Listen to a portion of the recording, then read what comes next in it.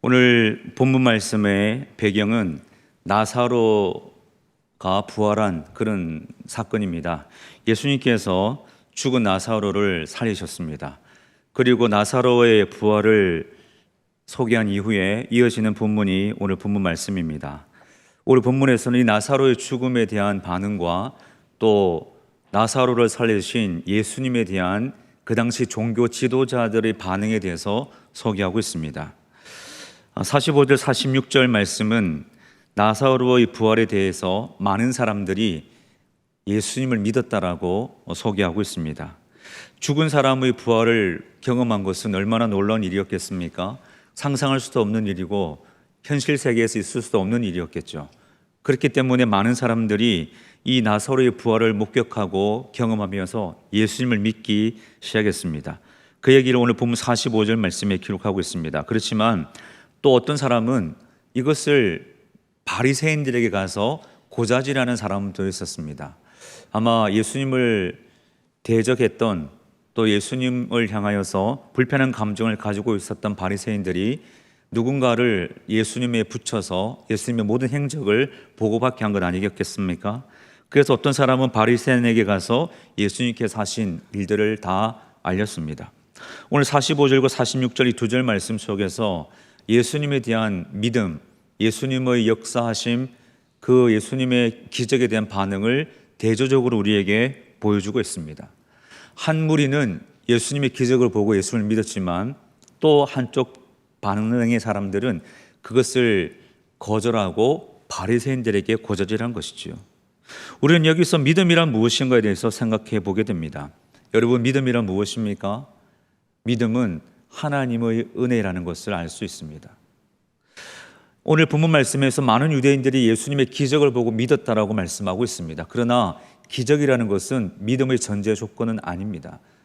우리가 기적을 보았다고 해서 다 믿는다면 예수님 기적을 보고 많은 사람들, 바리새인과 대제사장들까지도 예수님을 믿었을 것입니다. 그러나 기적은 믿음의 한 동기부여는 될 수 있겠지만 전제 조건은 아니죠. 예수님께서 부자와 거지 나사로 비유를 하면서 이렇게 말씀하셨습니다. 모세와 선지자들에게 듣지 아니하면 비록 죽은 자 가운데서 살아나는 자가 있을지라도 구원함을 받지 아니하리라 말씀하였습니다. 그렇기 때문에 우리의 믿음이라는 것은 무엇입니까? 우리의 믿음은 전적으로 하나님의 은혜입니다. 45절 말씀에서 많은 사람들이 예수님을 믿었다라고 말을 하고 있지만 그들은 기적을 보고 믿은 것이 아니라 하나님께서 기적이라는 방법을 통하여 믿음의 눈을 열어주신 것이지요. 우리가 예수님을 믿는 것은 하나님의 은혜로 믿는 것입니다. 믿음을 뜨게 하신, 믿음의 눈을 뜨게 하시는 하나님의 은혜입니다. 그러므로 우리가 하나님을 믿고 구원받는 것은 가장 큰 은혜요 기적이며, 그렇기 때문에 우리는 자랑할 것이 없는 것이죠. 오늘 이 45절 46절 말씀을 보면서 우리의 믿음이 하나님의 은혜라는 것을 기억하시고 오직 겸손과 감사함으로 이 믿음에 반응하며 살아가는 우리 모두가 되어야 할 것입니다. 이 하나님의 역사하심, 예수 그리스도의 기적에 대해서 특별히 민감하게 반응하는 사람들이 본문에 또한 나타나고 있습니다. 47절과 48절 말씀에 보면 대제사장들과 바리새인들이 공회를 모아서 이 예수님의 기적에 대해서 의논하는 장면이 기록되고 있습니다. 47절 말씀에 보면 대제사장들과 바리새인들이 공회를 모았다라고 말씀을 하고 있습니다. 예수님께서 행하신 기적들을, 그리고 나사로를 살리신 사건 때문에 예수님을 믿는, 예수님을 따르는 군중들이 폭발적으로 늘어났습니다. 종교 지도자들의 입장에서는 이 예수님의 이런 역사심이 눈에 가시였겠죠. 그래서 이 사태를 수습하기 위해 그들은 공회를 모았습니다. 이 공회라는 것은 유대인들의 최고 의결 기관입니다. 그 사형 같은 사형이라든지 정치 문제를 제외하고는 로마의 식민지였기 때문에 사형과 같은 그런 민감한 사항을 제외한 나머지 문제에 대해서는 유대인들을 통치할 수 있는 권한을 가진 것이 이 공회, 사내들인 공회였습니다. 대제사장을 의장으로 하고 사두개인, 바리새인들, 장로들이 70명으로 구성되어서 총 71명으로 구성된 유대의 최고 의결 기관이 공회였습니다. 예수님께서 나사로를 살리신 사건 때문에 최고 의결 기관이 소집된 것이죠. 그런데 오늘 본문에서 특별히 47절 말씀에 보면 대제사장들과 바리새인이라고 소개를 하고 있습니다. 이 공회를 구성하고 있는 주요 부류들, 주요 계층들입니다. 이 당시에 대제사장은 어떤 사람이었느냐, 그 바리새인들은 어떤 사람이었는지를 잠시 살펴보면, 여러분, 대제사장이라는 것은 구약 시대에는 세습을 통해서 임명받는, 세습을 통해서 세워지는 직분이었습니다. 그런데 어느 순간 이스라엘 역사를 거치면서 이 대제사장은 어떤 세습이 아니라 식민 통치를 하는 강대국의 임명을 받은 사람이 세워지는 자리가 대제사장이었습니다. 이스라엘 역사를 잠시 살펴보면 구약 성경 말라기 이후에 신약 시대가 이르기까지 약 400년의 기간을 우리는 중간 시대라고 그럽니다. 이 중간 시대 역사는 성경에 기록되어 있지 않지만 세계사 속에서 그 중간 시대 역사를 확인할 수 있습니다. 이 400년의 기간 동안 이스라엘 백성이 바벨론에서 돌아오고 이런 사건이 있지만 특별히 헬라 제국의 영향을 들 수 있습니다. 이 알렉산더 대왕이 세계를 정복하면서 온 세상은 헬라 제국의 통치하에 들어가 버렸습니다. 마땅히 유대 땅도 마찬가지였죠. 그래서 유대 땅도 헬라 제국의 통치에 들어가면서 이 헬라의 문화와 통치를 받게 되는 것입니다.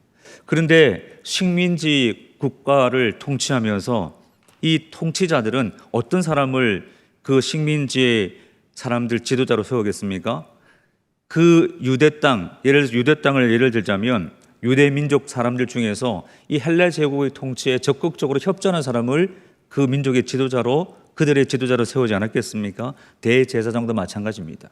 대제사장은 유대인들의 존경을 받는 자리이고 또 유대인들의 모든 영향력을 끼칠 수 있는 자리이기 때문에 이 대제사장을 세울 때에도 구약 시대로부터 오는 족보를 따라하는 것이 아니라 헬라 제국의 통치에 적극적으로 동조할 수 있는 사람을 임명하는 것이죠. 그러다 보니까 이 대제사장으로 임명받기 위해서는 뇌물을 가지고 잘 보여야 하는 것입니다.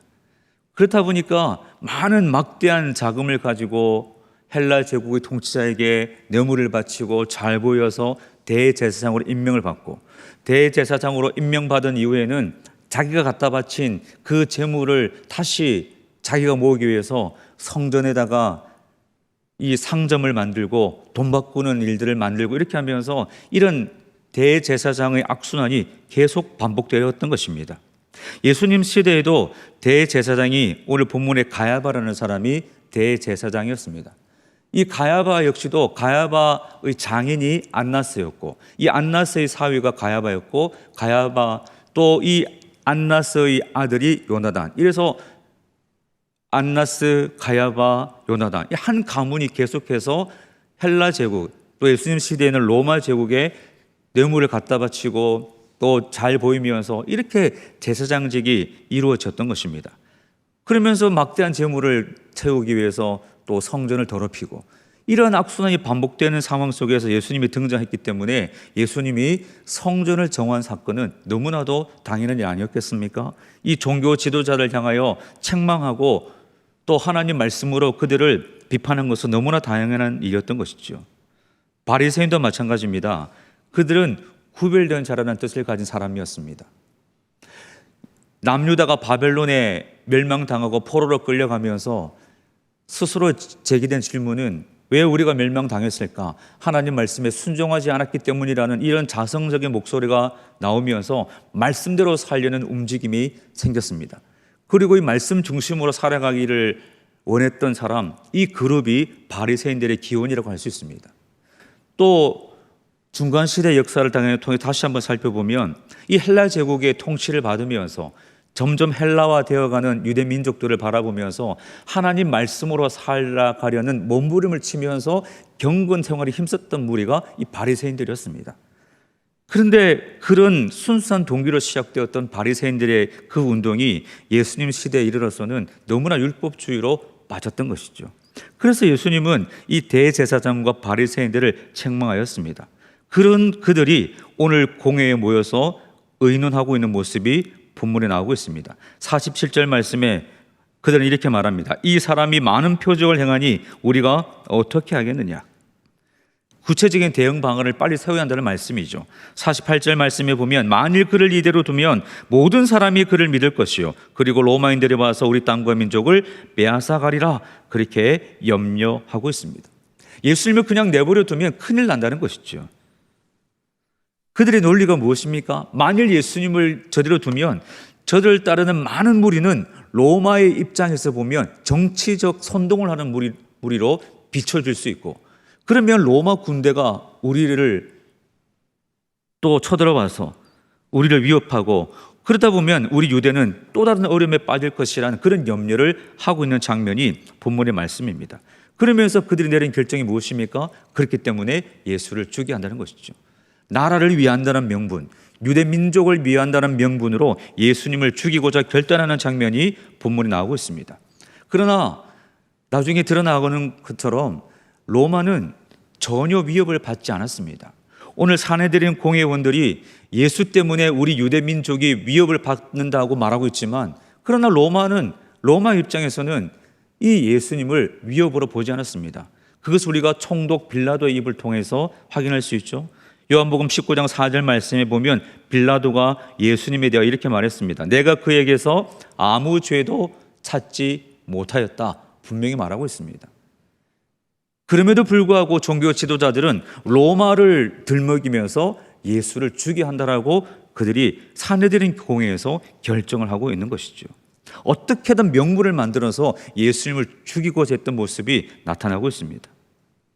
오늘 본문은 이처럼 백성들의 마음이 예수님께로 향하자 전전긍긍하는 종교 지도자의 모습을 우리에게 보여주고 있습니다. 그들은 율법에 익숙한 사람이면서 또 종교 지도자들이었음에도 불구하고 하나님의 영광을 구하지 아니하고 자신들만의 영광을 구했던 것이죠. 특히 바리새인들은 율법에 정통한 사람들이었고 율법을 가르치는 사람들이 아닙니까? 그럼에도 불구하고 그들은 진리를 분별하지 않고 율법이라는 이름으로 예수님을 죽이고자 하는 모습이 본문에 나타나고 있습니다. 그러므로 그들의 경고는 거짓된 것이었죠. 이렇기 때문에 예수님께서는 바리새인들을 향하여 강하게 비판하신 것입니다. 이 48절까지의 말씀을 보면서 우리가 생각할 수 있는 영적 교훈이 있습니다. 우리는 우리의 삶이란 하나님의 영광을 구하는 삶이어야 한다 하는 것이죠. 저와 여러분의 삶은 하나님의 영광을 구하는 삶이어야 합니다. 어떤 일을 논의하고 결정함에 있어서 하나님의 계획과 목적이 무엇인지를 질문해야 됩니다. 예수님을 어떻게 할 것인가라는 이 문제 앞에서 대제사장들과 바리새인들은 하나님의 목적, 하나님의 뜻을 구하지 않고 자기의 목적, 자기 집단의 목적을 중심에 두었기 때문에 결국 예수님을 죽이고자 하지 않았습니까? 우리가 하나님의 영광을 구하는 삶을 살아야 되죠. 나의 목적과 나의 유익이 아니라 내 삶을 통하여 이루어 가시는 하나님의 계획과 하나님의 목적이 무엇인가를 질문하며 발견하고 그 뜻대로 살아가는 것이 하나님께 영광 돌리는 성도의 삶인 줄 믿습니다. 그러므로 하나님의 영광이라는 것은 우리를 통하여, 우리의 삶을 통하여 드러나는 것이죠. 우리의 믿음을 통하여 우리는 하나님의 영광을 드러내야 하는 것입니다. 저와 여러분이 진리를 알고 진리를 따라 살아가는 삶의 모습을 가짐으로 하나님 앞에 영광 돌리는 삶이 다 될 수 있기를 바랍니다. 그리고 49절 50절 말씀에 보면 가야바가, 그 해의 대제사장이었던 가야바가 등장하여 이 문제의 해결책을 적극적으로 제안하고 있습니다. 대제사장으로서 당시 사내들인 공회 의장이었던 가야바가 나섰습니다. 이 가야바는 조금 전에 말씀드린 것처럼 안나스 대제사장의 사위이면서 18년 동안 유대 땅의 제사장으로 통치했던 사람입니다. 이 가야바가 적극적으로 예수님의 문제에 대해서 개입합니다. 49절 말씀에 보면 너희가 아무것도 알지 못하는도다 이렇게 말하고 있습니다. 너희가 아무것도 알지 못하는도다. 이 무슨 말입니까? 왜 이렇게 답답하게 행동하느냐 하는 것이죠. 사내들인 공회 여러분, 이 문제에 대해서 왜 이렇게 답답하게 생각하십니까? 그렇게 지금 가야바가 말하고 있습니다. 그러면서 하는 말 50절이죠. 한 사람이 백성을 위하여 죽어서 온 민족이 망하지 않게 되는 것이 너희에게 유익한 줄을 생각하지 아니하는도다라고 말씀하고 있습니다. 여기 두 가지 구절에 주목할 수가 있습니다. 첫 번째, 한 사람이 백성을 위하여 죽어서라는 말입니다. 자신의 권력을 위해서라면 적당한 명분을 내세워서 얼마든지 다른 사람을 희생시킬 수 있다는 것을 보여주고 있습니다. 나의 유익을 위해서라면 명분을 붙여서 얼마든지 한 사람을 제거할 수 있는 아주 잔인하고 무서운 장면을 가야바가 보여주는 것이죠. 그 다음 구절입니다. 온 민족이 망하지 않게 되는 것이라는 구절이 있습니다. 온 나라가 멸망하는 것을 막기 위해서는 예수님의 죽음이 불가피하다라고 가야바가 말하고 있습니다. 대제사장의 입에서 최고 의결 기관인 산헤드린 공회가 내세운 것은 우리의 유익을 위해서, 우리의 민족을 위해서 예수를 죽게 한다 하는 것이죠. 그리고 53절 말씀부터 보시면 이 날부터는 그들이 예수를 죽이려고 모의하니라라고 말씀하고 있습니다. 나사로의 사건 이후에 그들은 공의를 소집해서 예수님을 죽이기로 의결하였습니다. 복음서의 저자들은 이 산헤드린 공회의 결정이 얼마나 잔인하고 잘못된 것인가를 마태도, 마가도, 누가도, 오늘 본문 요한도 다 사복음서에서 설명을 하고 있습니다. 마태는 오늘 본문의 결정을 향하여 이 종교 지도자들의 결정이 흉계라고 표현하고 있습니다. 마가도 역시 오늘 이 본문의 산헤드린 공회의 결정을 향하여 흉계라고 표현하고 있습니다. 누가의 경우에는 무슨 방도로 죽일까 궁리하였다라고 소개하고 있습니다. 최고 의결 기관이 한 사람을 죽이기로 결정한 것이 과연 합당한가? 예수를 죽이는 것이 과연 옳은 결정이었는가? 사복음서 저자는 동일하게 그들을 비판하고 있는 것이죠. 이처럼 가야바와 산헤드린 공회원들은 예수님을 죽이기로 결정하고 계속해서 악한 행동을 시작합니다. 두 가지의 장면 속에서 그들의 악행을 조금 더 살펴볼 수 있습니다. 첫 번째 장면이 요한복음 11장 55절부터 나오는 말씀입니다. 많은 유대인들이 유월절을 지키기 위해서 예루살렘으로 방문합니다. 그런데 예루살렘에 도착한 그들이 무엇이라고 얘기합니까? 그들이 서로 무엇이라고 얘기합니까? 그들이 이렇게 대화를 나눕니다. 너희 생각에는 어떠하냐? 너희 생각에는 어떠하냐? 예수가 명절에 이 예루살렘에 오지 않겠느냐? 그들이 이렇게 대화를 나눕니다. 많은 유대인들이 예루살렘에 도착한 이후에 예수도 분명히 이 유월절을 지키기 위해 베들레헴, 이 예루살렘에 오지 않겠느냐라고 서로 대화를 나누죠. 그렇게 대화를 나누는 목적이 무엇입니까? 요한복음 11장 57절 말씀에 보면 대제사장들과 바리새인들이 이렇게 말했습니다. 청중들에게, 군중들에게 누구든지 예수를 보는 자는 신고하여 잡게 하라 명령하였다라고 말씀하고 있습니다. 이 종교 지도자들이 예수를 죽이기 위해서 많은 사람들에게 얘기하기를 누구든지 예수를 보는 자는 신고하여 잡게 하라 이렇게 명령했던 것이죠. 모든 군중을 다 동원하여 자신의 목적을 이루려는 악한 장면을 소개하고 있습니다. 그리고 심지어 그들은 예수님뿐만 아니라 나사로까지 죽이려고 모의했다라고 말씀하고 있습니다. 요한복음 12장 10절 11절 말씀에 보면 대제사장들이 나사로까지 죽이려고 모의하니 나사로 때문에 많은 유대인들이 예수를 믿었다. 그래서 나사로도 죽이려고 모의했다라고 말씀하고 있습니다. 가야바와 이 종교 지도자를 보면서 종교적인 이유든 국가적인 이유든 이들은 어떤 이유를 붙여서라도 예수님을 죽이려고 했던 것이죠. 오늘 이 장면을 보면서 우리가 한 가지 생각할 수 있는 교훈이 있습니다. 예수님을 주님으로 영접하면 너무나 많은 희생이 따르리라 생각하기 때문에 예수님을 따르지 않는 사람이 있습니다. 그러므로 우리는 좁은 길을 걸어가야 하는 것이죠. 좁은 길로 나아가는 믿음의 삶을 살아가야 됩니다. 가야바가 보여주는 인물의 대표가 어떤 모습입니까? 예수님 믿으면 내가 손해를 너무 많이 보기 때문에 예수님을 믿을 수 없다라고 생각하는 사람들의 대표가 가야바입니다. 예수님을 주님으로 영접하면 내가 가지고 있는 것 다 내려놓아야 하기 때문에 나는 예수를 거부할 수밖에 없다 이렇게 생각하는 그 대표자가 가야바입니다. 가야바가 예수를 영접하면 대제사장으로서 누리고 있는 권력과 특권 다 내려놓아야 하지 않습니까? 이것을 포기할 수 없었던 것이죠. 그래서 그들은 예수님을 죽이려고 했던 것입니다. 믿음이란 무엇입니까? 내가 쥐고 있는 것을 내려놓고 포기할 수 있는 것이 믿음입니다. 예수님을 믿는 믿음에 걸림이 되는 것이 있으면 그것을 내려놓을 수 있어야 그것이 우리 믿음 아닙니까? 오늘 우리가 예수님을 따르기 위해서 믿음의 길을 걸어가야 되는데 혹시라도 그 믿음의 길을 방해하고 있는 무엇인가가 아직도 내 손에 쥐어지고 있다면 그것을 내려놓고 주님을 따라가는 것이 제자요 믿음의 삶인 것입니다. 오늘 우리가 그런 믿음을 주님 앞에 보이면서 살아가야 할 줄로 믿습니다. 오늘 마지막으로 살펴볼 장면이 51절 52절 말씀입니다.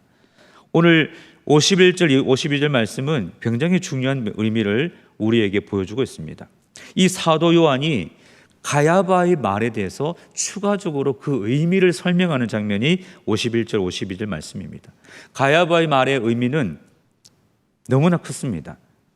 자, 51절 말씀을 보시면 이 말은, 즉 가야바가 한 이 말은, 예수를 죽이려고 했던 이 말은 스스로 함이 아니요 그 해의 대제사장이므로 예수께서 그 민족을 위하시고, 이렇게 말씀하죠. 51절, 이 말은 스스로 함이 아니요, 가야바가 자기의 입으로 말을 했지만 그 말은 가야바가 스스로 한 말이 아니라고 말씀하고 있습니다. 이 말이 스스로 함이 아니요라는 이 말을 문자적 의미로 풀이하면, 그런데 이것은 그가 자발적으로 말하지 않았다라는 뜻입니다. 가야바가 자발적으로 말하지 않았다. 이게 무슨 말입니까? 하나님께서 가야바의 입을 통하여 하나님의 계획을 말씀하게 하셨다라는 뜻입니다. 하나님께서는 불경건하고 악한 자인 가야바를 통해서 하나님의 뜻을 드러내신 것이지요. 가야바는 자신도 모르게 하나님의 뜻을 전하는 통로가 되어버린 것입니다. 가야바는 자신의 계략이, 자신의 이 예수를 죽이려고 하는 이 결정이 실제로는 하나님께서 실행하고 계시는 놀라운 계획의 일부라는 것을 그는 깨닫지 못한 것이죠. 여기에서 우리가 무엇을 알 수 있습니까? 하나님은 악한 자의 말까지도 하나님 구속사의 도구로 사용하신다는 것입니다. 하나님 구속사의 의미를 설명하기 위해서는 악한 자의 입술까지도 동원하셔서 하나님은 그 뜻을 보여주시는 것이죠. 또 52절 말씀을 보십시오. 그 민족만 위할 뿐 아니라 흩어진 하나님의 자녀를 모아 하나가 되게 하기 위하여 죽으실 것을 미리 말함이라. 가야바의 말 속에 담겨있는 의미가 52절이라고 설명을 하고 있습니다. 여기 죽으실 것을 미리 말함이라고 말씀하고 있죠. 미리 말한다는 게 무엇입니까? 예언한다는 것이죠. 가야바가 예언자로서 선지자와 같은 지금 역할을 하고 있다라고 본문은 설명을 하고 있습니다. 가야바는 선지자도 아니고 경건한 사람도 의로운 사람도 아니었습니다. 그럼에도 불구하고 자신도 모르게 하나님은 가야바를 통해서 하나님의 뜻을 드러내게 하신 것이죠. 놀라운 일 아닙니까? 또 52절 말씀에 주목할 말씀은 그 민족만 위할 뿐 아니라 흩어진 하나님의 자녀를 모아 하나가 되게 하기 위하여 라고 말씀하고 있습니다. 이 구절은 예수님께서 오신 목적을 분명하게 밝혀줍니다. 그 유대민족뿐만 아니라 흩어진 하나님의 자녀를 모아서 하나가 되게 하기 위하여, 즉 창세전에 선택하신 자들을 다 구원하여 하나님 백성으로서의 삶을 살게 하기 위해서 예수님이 십자가의 길을 걸어가실 것이다 하는 말씀을 가야바의 입을 통하여 말씀하고 있는 것입니다. 여기 모아라는 단어를 보십시오. 52절 말씀에 모아, 자녀를 모아라는 단어를, 짧은 단어이지만 중요한 의미가 있습니다. 이 단어는 조립하다, 세금을 징수하다, 그런 뜻이 있습니다. 기계를 조립할 때에 작은 부속품 하나가 빠지면 기계가 완성될 수 없습니다. 그렇기 때문에 이 모은다라는 단어는 완성된 기계를 만들기 위해서 작은 부속품 하나까지도 놓치지 않고 다 찾아서 끼워 맞추듯이 하나님은 창세전에 선택하신 하나님의 자녀를 그렇게 다 모으신다는 그런 뜻입니다. 그 하나님의 자녀를 구원하고 모으시기 위해서 예수님께서 십자가의 길을 걸어 가셔야 한다는 이 사실을 악한 자 가야바의 입을 통하여 하나님은 드러내는 것이죠. 이게 놀라운 일 아닙니까? 여기서 우리는 영적 교훈을 얻을 수 있습니다. 하나님은 악한 이들의 뒤틀린 동기까지도 하나님의 역사로 사용하신다는 사실입니다. 우리가 악한 자들의 등장을 보면서 불평할 수 있고 원망할 수 있고 또한 불편한 감정을 가질 수 있습니다. 그러나 하나님은 살아계시기 때문에, 모든 역사의 주관자이시기 때문에 잠시의 불편함이 있을지라도 하나님은 그 악한 자를 들어서까지도 하나님의 역사를 이루어 가시는 하나님이 우리 하나님인 줄로 믿으시기 바랍니다. 성경은 이것을 우리에게 보여주고 있습니다. 여러분, 바사왕 고레스 기억하지 않습니까? 바벨론에 멸망당하여 포로로 끌려갔던 유다 백성이 다시 귀환하는데 결정적인 역할을 하는 사람이 바사왕 고레스입니다. 유대 민족을 돌아오게 한 사람이 고레스이기 때문에 고레스가 착한 사람이라고 생각할 수 있지만 그렇지 않습니다. 악한 왕이죠. 이방 왕입니다. 하나님은 그 이방 왕을 통하여서 고레스 칙령을 발표하게 하시고 하나님의 백성들이 포로된 그곳에서 돌아오게 하셨습니다. 하나님은 역사의 주관자로서 악한 자라도 얼마든지 들어 사용하셔서 하나님의 역사를 이루시는 분이 우리 하나님이신 것이죠. 그러므로 우리는 무엇을 생각해야 됩니까?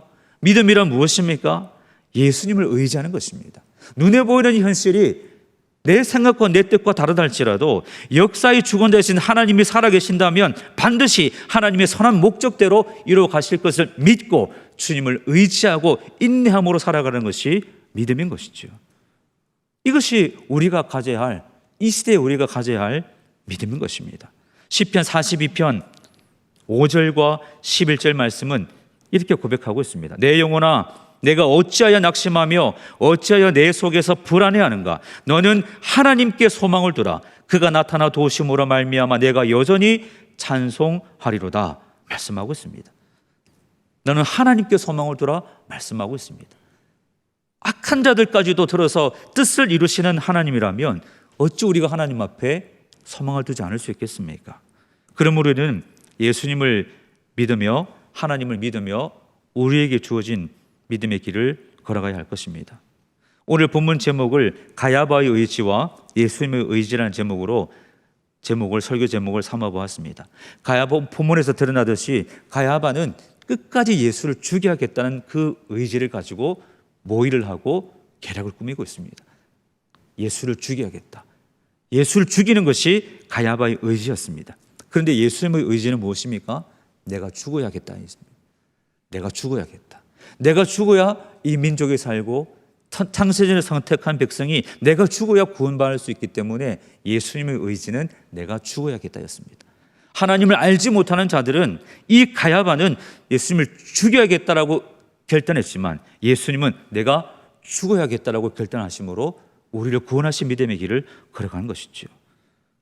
오늘 우리가 이 예수님의 의지, 스스로 십자가의 길을 걸어가신, 우리의 구원을 위해서 십자가의 길로 죽음의 길로 나가신 이 예수님의 의지를 우리가 가슴 깊이 새기며 살아가야 할 것입니다. 그러면서 우리는 하나님을 의지하며 믿음의 길을 걸어가야 할 것입니다. 죽기까지 나를 사랑하신 예수님의 사랑, 하나님의 사랑을 기억하십시오. 그리고 하나님의 사랑에 근거하여 하나님을 의지하며 살아가시기 바랍니다. 그것이 최선을 다하는 삶이요 우리의 믿음입니다. 저와 여러분이 하나님을 사랑함으로 승리하는 삶을 살아가시기를 예수님의 이름으로 간절히 축원드립니다.